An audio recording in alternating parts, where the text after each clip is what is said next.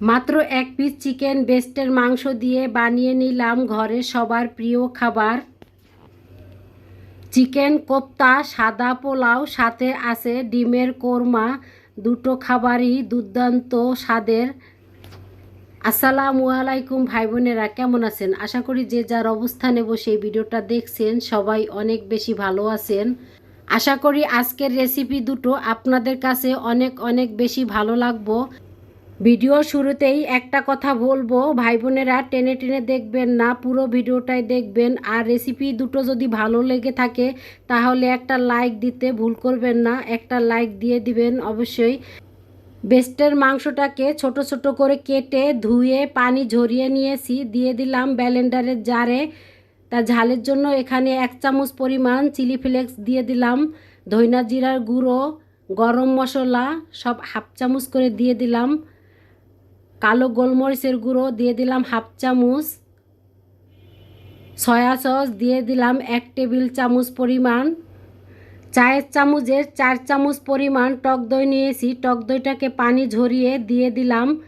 তার 4 চামচের 1 চামচ আদা আর রসুন বাটা দিয়ে দিব, স্বাদের জন্য লবণ দিয়ে দিলাম পরিমাণ মতন, আর পেঁয়াজ বেরেস্তার তেল দিয়ে দিলাম 1 টেবিল চামচ পরিমাণ, ভাজা পেঁয়াজ বেরেস্তা দিয়ে দিলাম এখানে হাফ কাপ পরিমাণ। সব উপকরণগুলো ব্লেন্ডারে জারে দিয়ে পেস্ট করে নিয়েছি। ভিডিওর এই পর্যায়ে এসে যে সকল ভাই বোনেরা ভিডিওটা দেখছেন প্লিজ ভাই বোনেরা একটা লাইক দিয়ে পুরো ভিডিওর সাথেই থাকবেন। বাইলিংয়ের জন্য দিয়ে দিব পাউরুটি। তা পাউরুটিগুলো আমি ভিজিয়ে পানি চিপড়িয়ে ফেলে নিয়েছি, এখন আমি ভালো করে মতে নিব। তাই এখানে আপনারা বিস্কিটের গুঁড়ো, ভ্যাসন বা ব্রেড ক্রাম এই 4টি যে কোনো একটা দিলেই হবে। তা আমি মনে করি পাউরুটিটা দিলে বেশি মজা হয়, আর পাউরুটিটা একটু মিষ্টি মিষ্টি, সেক্ষেত্রে এখানে চিনি দেওয়ার কোনো প্রয়োজন হয় না। 1 মুঠো কুচনো পেঁয়াজ দিয়ে দিলাম, এখন আমি হাত দিয়ে ভালো করে মতে নিব। তা মতা হয়ে গেছে, এক সাইড করে রেখে দিয়ে আমি ফ্রাই প্যানে দিয়ে দিলাম পেঁয়াজ বেরেস্তার তেল। এখন আমি একটা একটা করে কোপ্তাগুলো দিয়ে দিব। তাই এই কোপ্তাগুলো একটু ছোট ছোট করেই বানালে বেশি ভালো হয়, তা আমি এখানে ছোট ছোট করেই বানিয়ে নিয়েছি। আর একটা একটা করে পুরো ফ্রাই প্যানে এভাবে দিয়ে দিব।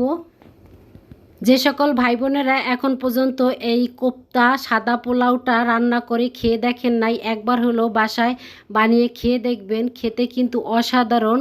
এই খাবারটা খেতে আমার মনে হয় না যে অন্য কোনো পাশাপাশি রোস্ট বা গরুর মাংস বলেন আর মুরগির মাংস যে কোনো কিছুই আর দরকার হয় না, শুধু খালি এভাবেই খাওয়া যায়। এখানে আমি কোপ্তাটা চিকেন দিয়ে বানিয়ে নিলাম, এখানে আপনারা গরুর মাংস অথবা খাসির মাংস দিয়ে বানিয়ে নিতে পারেন। তা আমি গরুর মাংস দিয়ে বানাই না এই কারণে, কারণ অনেক দিন যাবৎ গরুর মাংস অনেক খাওয়া হয়েছে আর শরীরে প্রচুর পরিমাণ অ্যালার্জি হয়েছে, এজন্য চিকেন দিয়েই কোপ্তা বানিয়ে নিলাম। তা বাকি কোপ্তাগুলো ভেজে নিলাম। চিকেন কোপ্তা ভাজার যেই তেলটা ছিল সেই তেলটা দিয়েই এখন আমি পোলাওটাকে রান্না করে নিব।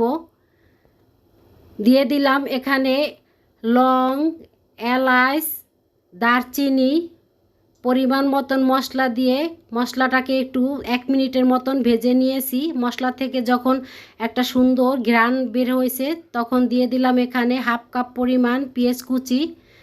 তাই পেঁয়াজটাকে কিন্তু আমি লাল করে ভাজবো না, একটু নরম হবে যখন তখন আমি দিয়ে দিব পোলাও চালটা। তাই চালটাকে আমি আধা ঘন্টার মতন ভিজিয়ে রেখে দিয়েছিলাম। আর এভাবে ভিজিয়ে রাখলে পোলাওটা কিন্তু খুব সুন্দর ঝরঝরে হয়, আবার দেখতে ভাতটা লম্বা লম্বা হয়। তা আমি এভাবে 2-3 মিনিটের মতন চালটাকে ভালো করে ভেজে নিব তেল আর পেঁয়াজের সাথে।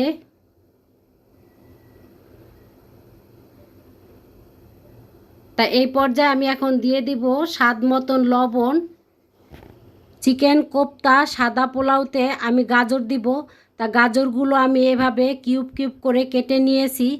আর এই গাজর দেওয়ার কারণে কিন্তু এই সাদা পোলাওর কালারটা খুব সুন্দর লাগে আর দেখতেও ভালো লাগে, খেতেও কিন্তু খুব ভালো লাগে।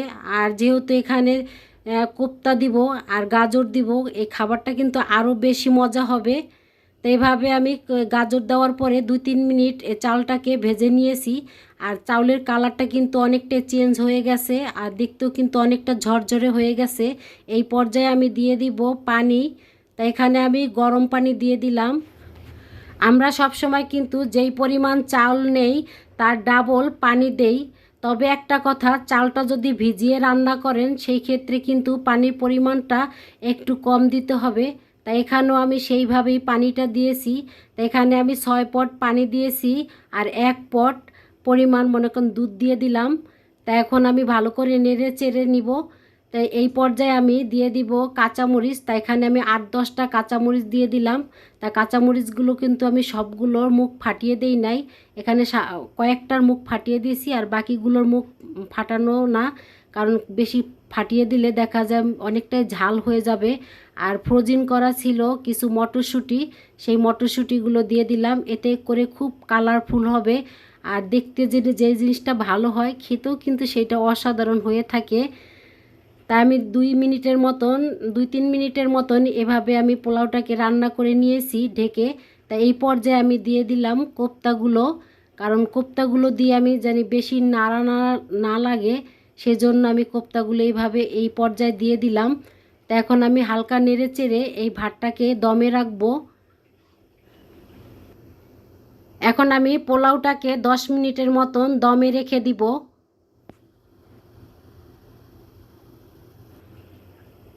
তা 10 মিনিট পরে ফিরে আসলাম। ফ্রিজে ঘি ছিল, তাই ঘিগুলো কিন্তু অনেকটাই শক্ত শক্ত হয়ে গেছে। এক জায়গায় দিলে দেখা যায় ঘিটা এক জায়গায় বসে যাবে, সেজন্য আমি হাত দিয়ে এভাবে অল্প অল্প করে সব সাইডে দিয়ে দিচ্ছি। আর এতে করে ঘিটা সব সাইডে ছড়িয়ে যাবে নাড়াচাড়াতে। তা এখন আমি ঘিটা দেওয়ার পরে নাড়াচাড়া দিব না, এভাবে আমি 5 মিনিটের মতন ঢেকে রাখবো। তা আমি কিন্তু চুলাটা নিভিয়ে রেখে দিয়েছিলাম। তা 5 মিনিট পরে ফিরে আসলাম। যারা জানেন তারা তো জানেনই, আর যে সকল ভাই বোনেরা জানেন না তাদেরকে বলছি, পোলাও ভাত রান্না করার পরে সাথে সাথে নেড়েচেড়ে নেবেন না। এটাকে 5 মিনিট অথবা 10 মিনিটের মতন রেস্টে রেখে দিবেন, তারপরে এই ভাতটাকে নেড়েচেড়ে নেবেন। দেখবেন অনেকটা ঝরঝরে আর পোলাও ভাতগুলোও দেখতে অনেকটা লম্বা লম্বা হবে। কোপ্তা পোলাও খাওয়ার জন্য এখানে আমি ডিমের কোরমা করে নিব। তা ডিমগুলোকে আমি সিদ্ধ করে নিয়েছি, তাই একটু ডিমগুলোকে চিড়ে চিড়ে দিয়েছি, এতে করে যে মশলাগুলো ডিমের ভিতরে খুব সুন্দর করে প্রবেশ করব। তাই একটা ফ্রাই প্যানে আমি তেল দিয়ে দিলাম, তেলটা গরম হয়ে গেছে। তা ডিমগুলোকে আমি হালকা করে একটু ভেজে নিব। আর দেখতে যেহেতু একটু সাদা দেখাচ্ছে, এজন্য সামান্য পরিমাণ হলুদের গুঁড়ো ডিমের গায়ে দিয়ে দিলাম। আর দেখতে কিন্তু এখন কালারটা খুব সুন্দর হয়েছে। তা ডিমটাকে আমি বেশি ভাজলাম না, হালকা করে ভেজে নিয়ে উঠিয়ে নিলাম। ডিমের কোরমাটা রান্না করার জন্য ফ্রাই প্যানে আমি আরেকটু তেল দিয়ে দিয়েছি। তা দিয়ে দিলাম এখানে 1 কাপ পরিমাণ পেঁয়াজ। তাই পেঁয়াজটাকে আমি হালকা বাদামি করে ভেজে নিয়েছি। তাই এদিকে পেঁয়াজটা আরেকটু ভাজা হোক।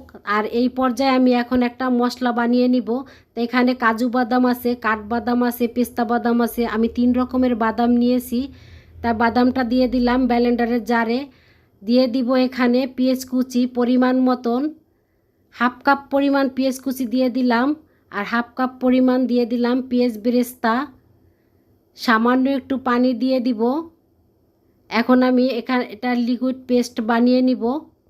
তাই লিকুইড পেস্টটা বানানো হয়ে গেছে। তা পেঁয়াজটাও কিন্তু হালকা বাদামি হয়ে গেছে ভাজা।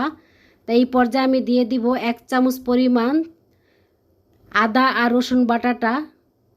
তা আদা রসুন বাটাটা দেওয়ার পরে আমি 2-3 মিনিটের মতন ভালো করে একটু পেঁয়াজ তেলের সাথে ভেজে নিয়েছি। আদা রসুনের গন্ধটা চলে গেছে। এখন আমি দিয়ে দিব পেস্টটা, যে পেস্টটা আমি করে রেখে দিয়েছিলাম সেই পেস্টটা দিয়ে দিব এখানে। তা আমি সম্পূর্ণ পরিমাণ দিয়ে দিলাম। ব্লেন্ডারের জারটা একটু পানি দিয়ে ধুয়ে বাকিটাও দিয়ে দিলাম। তা ঝালের জন্য এখানে আমি 1/2 চামচ পরিমাণ লাল মরিচের গুঁড়ো দিয়ে দিলাম, ধইনা জিরের গুঁড়ো দিয়ে দিলাম, গরম মশলা 1/2 চামচ করে দিয়ে দিলাম, স্বাদের জন্য দিয়ে দিলাম লবণ। তা এখন আমি মশলাটাকে ভালো করে একটু কষিয়ে নিব। এখন আমি মশলাটাকে 3 থেকে 4 মিনিটের মতন ভালো করে কষিয়ে নিব। তা 3-4 মিনিট পরে ফিরে আসলাম, আর অনেকটাই কিন্তু কালারটাও চেঞ্জ হয়ে গেছে। এই পর্যায়ে আমি দিয়ে দিব লিকুইড দুধ। এখানে 1 কাপ পরিমাণ লিকুইড দুধ আছে, তা আমি অর্ধেক দিলাম আর বাকি অর্ধেক আবার দিয়ে দিব। ভালো করে একটু মিশিয়ে নিব মশলাগুলো দুধের সাথে। তা বাকি অর্ধেক আমি অফ ক্যামেরায় দিয়ে দিয়েছি, আর ঝোলটাও কিন্তু ফুটে উঠেছে।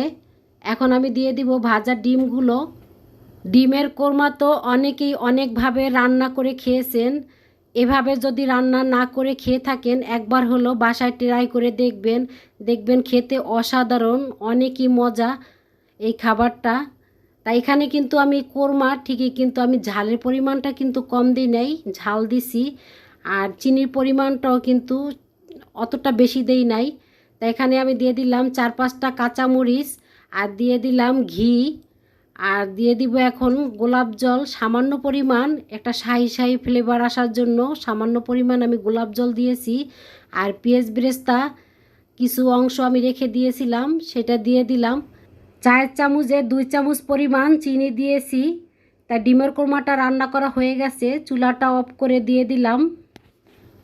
একটা বাটিতে আমি ঢেলে নিচ্ছি। আর এভাবে নিত্য নতুন রেসিপি দেখার জন্য আমার চ্যানেলটি সাবস্ক্রাইব করতে পারেন। আজকের মতন এই পর্যন্ত, আবার দেখা হবে নতুন একটা রেসিপিতে। সেই পর্যন্ত আল্লাহ হাফেজ, আসসালামু আলাইকুম। সবাই ভালো থাকবেন, সবাই সবার জন্য দোয়া করবেন।